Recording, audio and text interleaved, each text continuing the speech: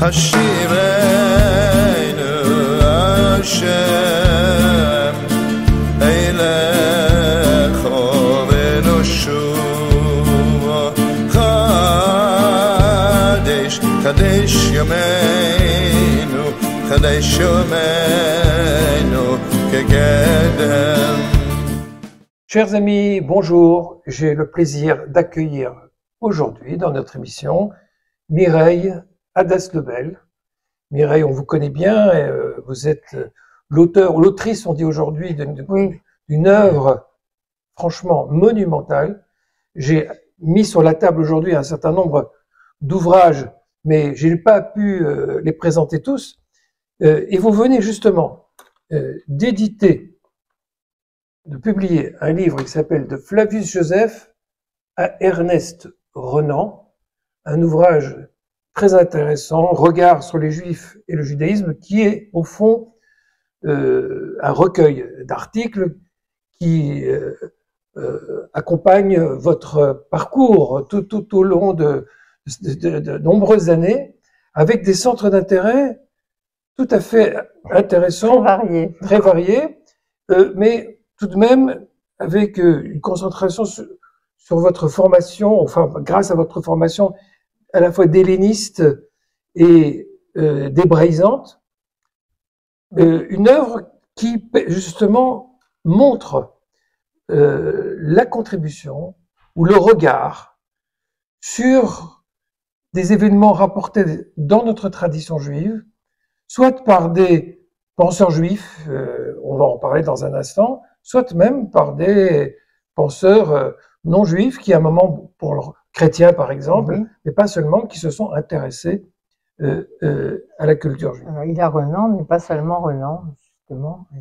Oui. Et je crois avoir fait quelques découvertes sur la littérature du XVIIIe siècle notamment, mais ce n'est pas ma spécialité. Ma spécialité, c'est l'Antiquité, comme vous l'avez bien dit. Alors, c'est l'Antiquité, et il y a clairement deux auteurs qui vous ont particulièrement fasciné.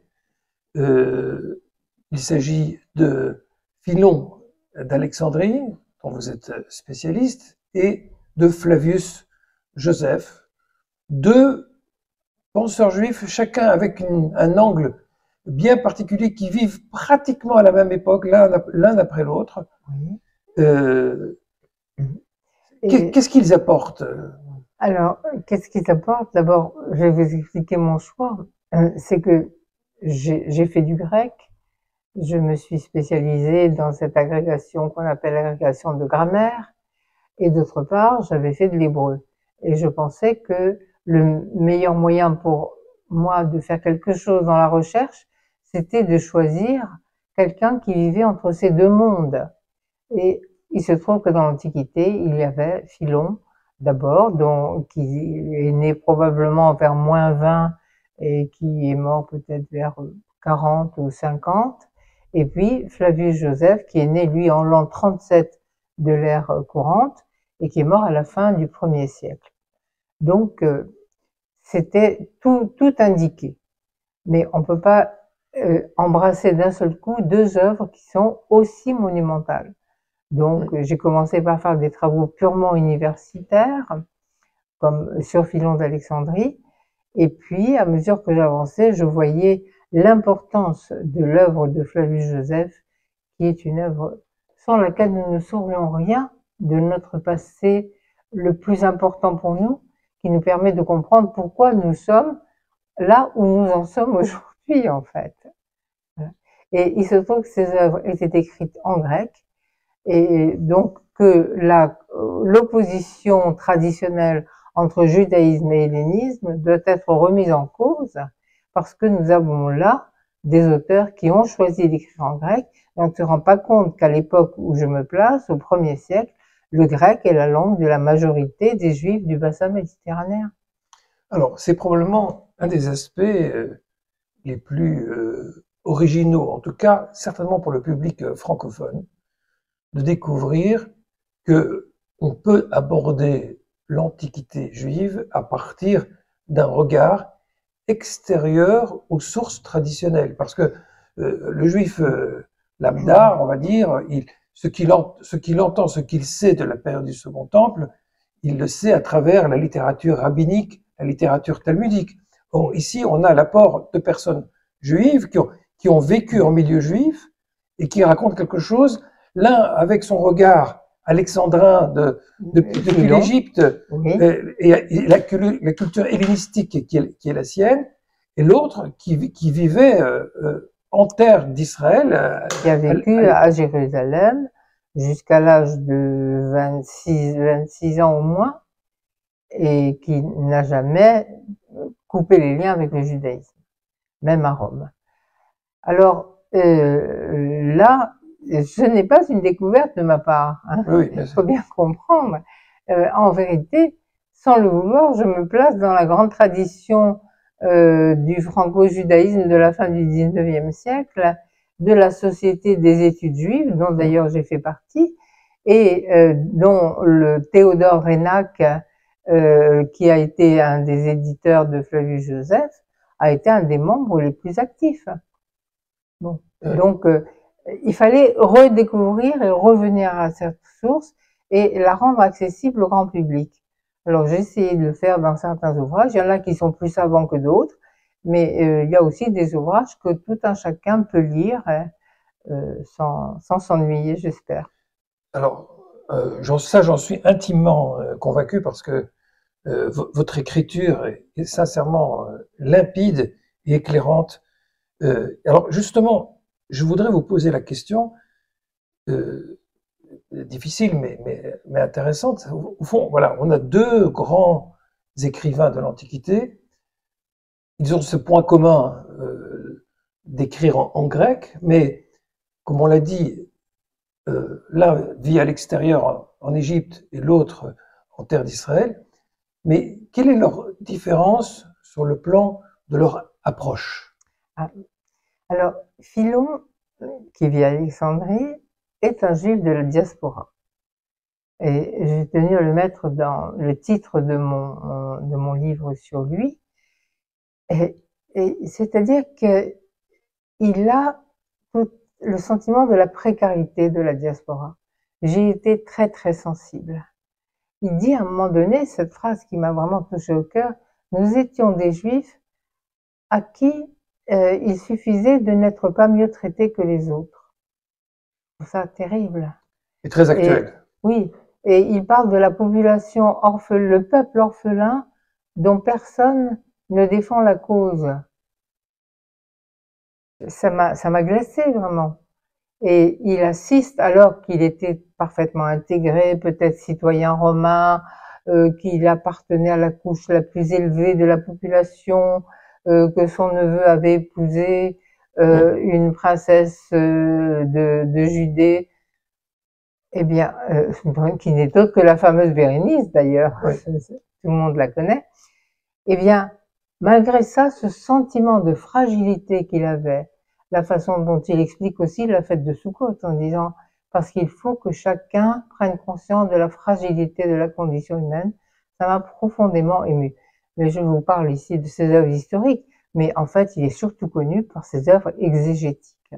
Alors, sans rentrer dans les détails sur Philon maintenant, je m'intéresse à ce dernier aspect que vous venez de soulever, la fragilité de la condition diasporique. Mais quand on lit Joseph Flavius, ou Flavius Joseph, on a aussi le sentiment d'une fragilité parce qu'il assiste à un drame épouvantable qui se passe en terre d'Israël à cette époque. D'abord, il assiste à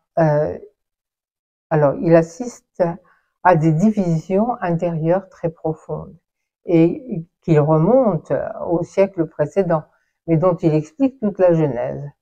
Et c'est pourquoi ça fait ressurgir à chaque fois pour nous, chaque fois que nous voyons pas seulement des débats, mais des divergences très très profondes, ça fait ressurgir en nous le spectre de ce qu'on appelle la guerre des Juifs, bien que la guerre des Juifs, dans l'esprit de Flavius Joseph, c'était la guerre des Juifs contre les Romains, parce que on ne dit pas le titre en entier. Ouais, c'est la guerre intestine. Alors, ça, je veux dire, ça me hante. Il faut remettre en place le contexte. Nous sommes à la période du Second Temple, sous occupation romaine. Et il y a des troubles qui naissent. Il y a des troubles qui naissent à la succession d'Hérode. Hérode, déjà, ça ne l'était pas un épérisote très heureux pour les Juifs, puisque pour eux, c'était un usurpateur qui était au service des Romains, mais il maintenait l'ordre dans le pays. Et après, les désordres se multiplient. Ils appellent le pouvoir romain à la rescousse, les Juifs eux-mêmes. Oui. Et puis, ils se trouvent pris au piège parce que le pouvoir romain va réprimer successivement plusieurs mouvements. Je dois dire qu'en outre, il y a une espèce de mentalité messianique qui se développe à ce moment-là. Je ne dis pas qu'ils attendent tous le Messie, mais il y a l'idée qu'il va se passer quelque chose d'extraordinaire. On attend, il y a, comme dit Renan, c'est une attente vague, un sentiment vague, et chacun mettait autre chose sous cette attente. Mais c'est en ébullition. Alors, c'est un point sur lequel je voudrais, avec votre permission, m'attarder. Parce que il parle, comme vous le dites, hein, je vous cite explicitement, parmi les causes, et les causes qui sont les causes non immédiates des troubles, d'un problème de mentalité. Oui. Et cette mentalité, il l'associe à la naissance d'un courant ultranationaliste à connotation messianique, les sicaires, vous allez nous en dire un mot, et les zélotes, qui vivent cette effervescence d'une libération imminente, peut-être dans des termes différents, certainement dans des termes différents que ceux qu'on développe chez les Esséniens, par exemple, un autre groupe. Il y a une espèce d'effervescence globale, mais eux, ils ont un caractère violent qui laisse interrogateur quant aux conditions existantes alors et celles qui aujourd'hui, hélas, se développent. Voilà, se développent aussi actuellement. Il nous dit qu'il y avait différents groupes, pharisiens, sadducéens, esséniens. Les pharisiens, pour lui, c'est la meilleure tendance à l'intérieur du judaïsme, mais à l'intérieur des pharisiens, il y en a aussi qui vont trop loin et qui, alors, est-ce que ce sont simplement des nationalistes? Moi, je pense que c'est plus que ça, parce que ils ne veulent pas d'autre maître que Dieu. Voilà, ça, c'est le point important. Ça veut dire qu'il y a une flamme qui les anime et qui fait qu'ils comptent sur l'aide divine, quoi qu'ils fassent. Ils attendent que le ciel s'entrouvre pour venir à leur aide, même dans les situations les plus désespérées. C'est ça qui les amène jusqu'au siège de Jérusalem, jusqu'à une résistance au-delà de ce qui était possible. Et les zélotes, alors on confond souvent sicaires zélotes. Alors ce mouvement-là qui naît en l'an 6 donne lieu à un groupe qui sème la terreur parmi les Juifs eux-mêmes. Ceux qu'ils considèrent comme des traîtres. Et qu'ils tuent comme ça, avec un petit poignard, la sika, de là vient le mot sicaire, lors des grandes fêtes de rassemblement à Jérusalem. Bon, mais finalement, ils n'étaient pas très dangereux et malheureusement pour eux, ils se sont fait crucifier, les chefs ont été crucifiés, notamment par un procurateur qui était le neveu de Philon d'Alexandrie. Bon, on va peut-être en reparler. Oui. Mais les zélotes, on a l'impression que c'est encore autre chose. Ce sont des jeunes prêtres qui, au moment où tout commence à vaciller, où la guerre s'annonce, refusent l'offrande que l'empereur de Rome donnait au temple sur sa cassette personnelle. Oui. Et là, on voit qu'on en a un écho dans le Talmud, puisqu'il y a cette fameuse affaire de Kamsa et de Bar Kamsa, où le refus de cette bête sacrificielle entraîne à l'irritation de l'empereur et le début de la guerre. Alors, Flavius Joseph fait état de signes prémonitoires. Là, on voit que il déborde un petit peu de son rôle de purement historique ou d'historien, mais il se fait probablement l'écho de choses qui sont dites dans la population, où on interprète non seulement les Écritures, mais également toutes sortes de phénomènes, et que ces groupes-là considèrent comme la main de Dieu et qui les fait entrer dans cette mentalité où on ne tient plus compte du réalisme. On est convaincu que Dieu est à la manœuvre. Alors, je vais vous dire ça, en même temps, c'est toute la mentalité antique. Si vous lisez les historiens romains, vous voyez qu'ils vous parlent toujours de présages. Oui. C'est très, très, très fréquent. Alors, la naissance d'un animal bizarre qui a 6 pattes, l'apparition d'une comète dans le ciel, tout ça. Joseph le cite, mais un historien romain aurait pu le citer aussi. Et puis une voix entendue dans le temple qui disait, mais bien avant que la guerre n'éclate, partons d'ici. Eh ben, on traduit en termes hébreux, la Shekhinah s'en va. Oui. Elle quitte Jérusalem. Alors, sur cet aspect-là, justement, il y a un côté aussi exégétique, parce que dans un passage du prophète Ézéchiel, on voit que, il est relaté que la gloire divine se prépare à quitter le temple sur les ailes des chérubins.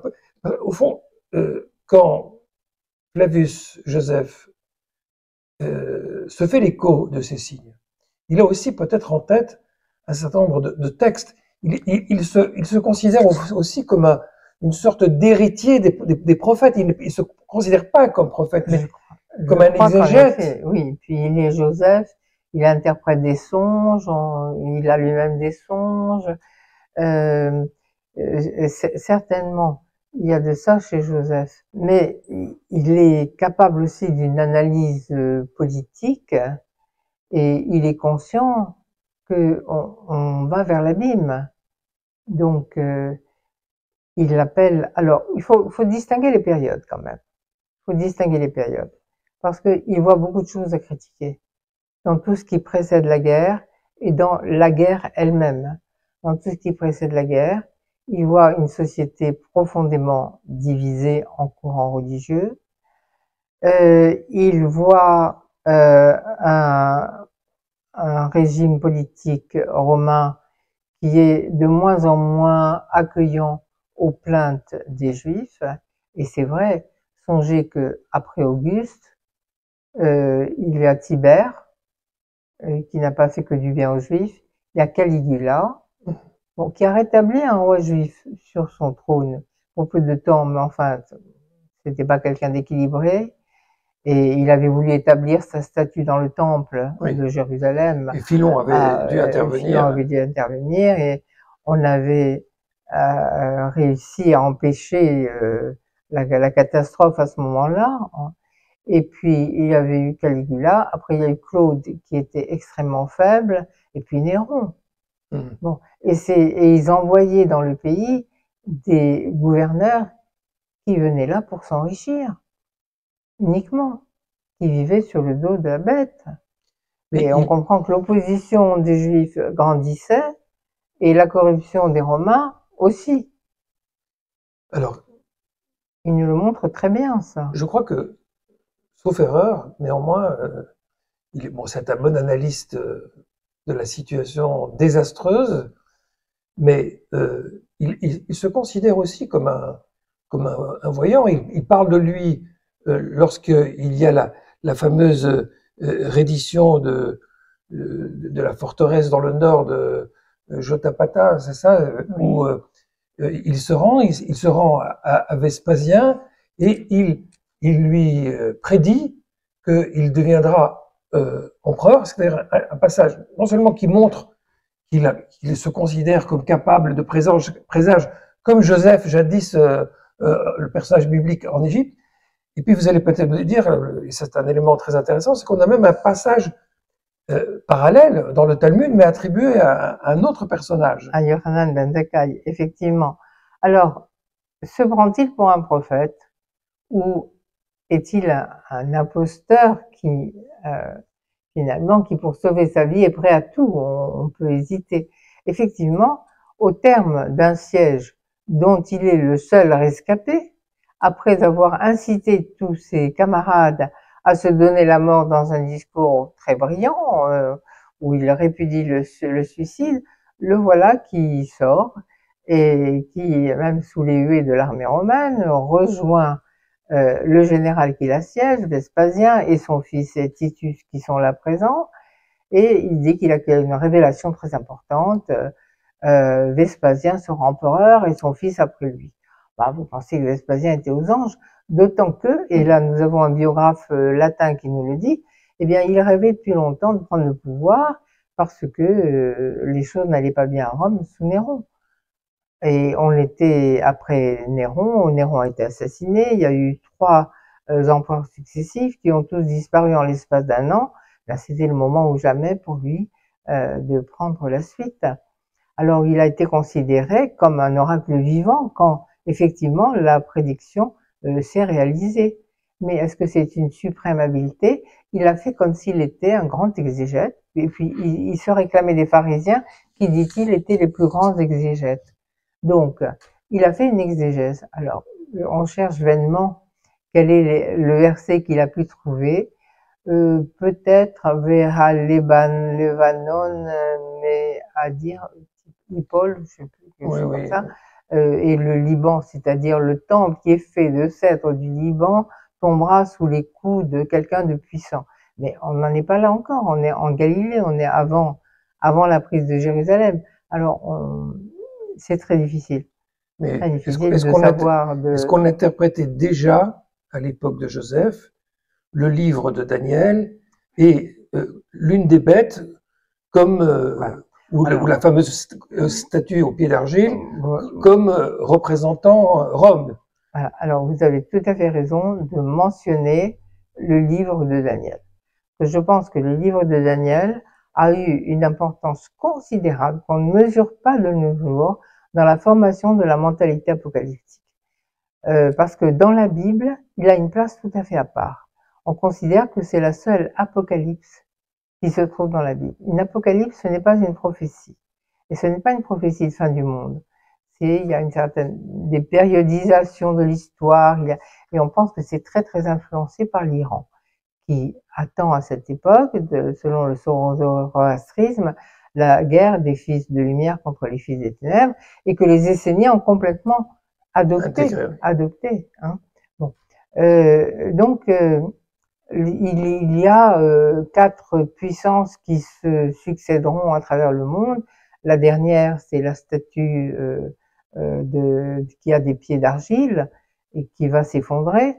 Et lorsque Joseph, dans ses antiquités, reprend tout le commentaire de la Bible, il ne commente pas ça. Il dit qu'il y a des choses très, très, très graves qui sont révélées de cette façon. Il évite de dire qu'il y a une pierre qui va faire effondrer cette Voilà, que la pierre va toucher la statue. Or, donc ça signifie, ce silence même signifie qu'à son époque, on pensait que quelque chose de faible, un homme, une nation, allait faire s'effondrer l'Empire romain.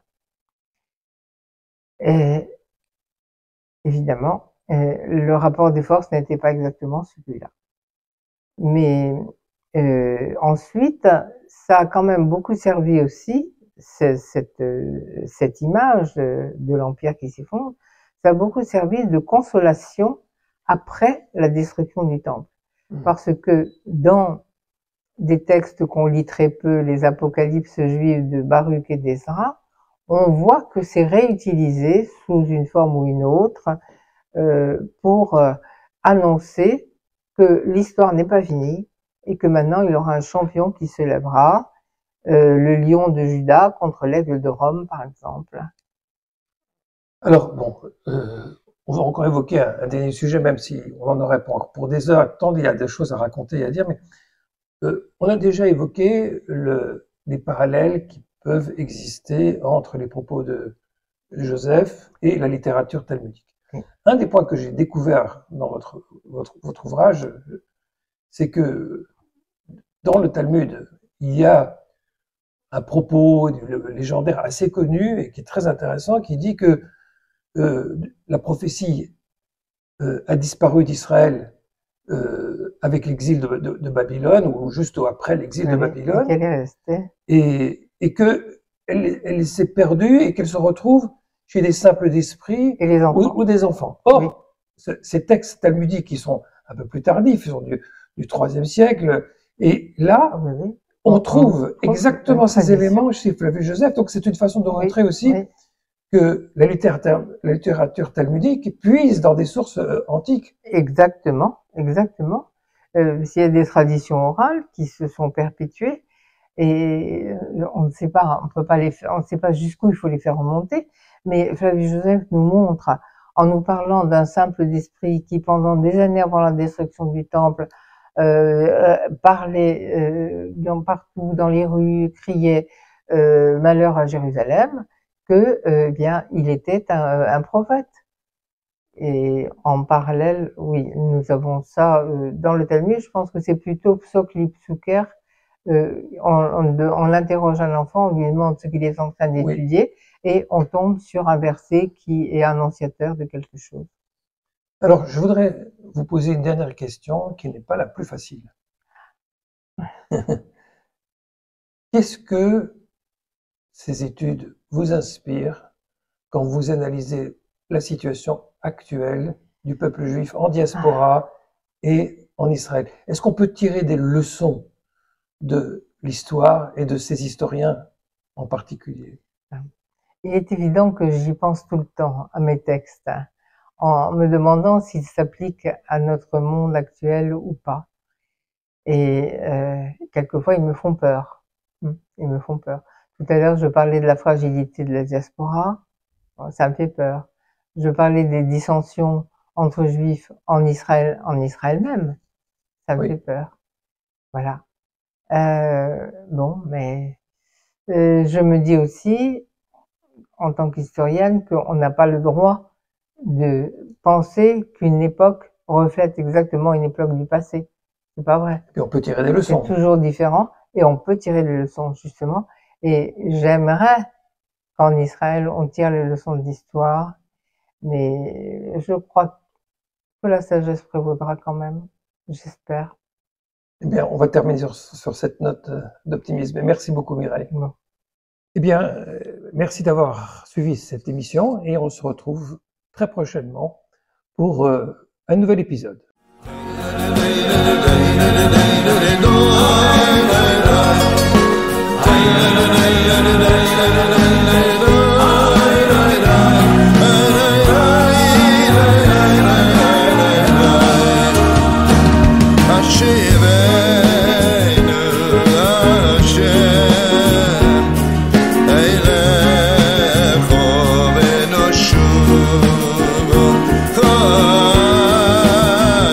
Kadesh Yemenu, Kadesh Yemenu.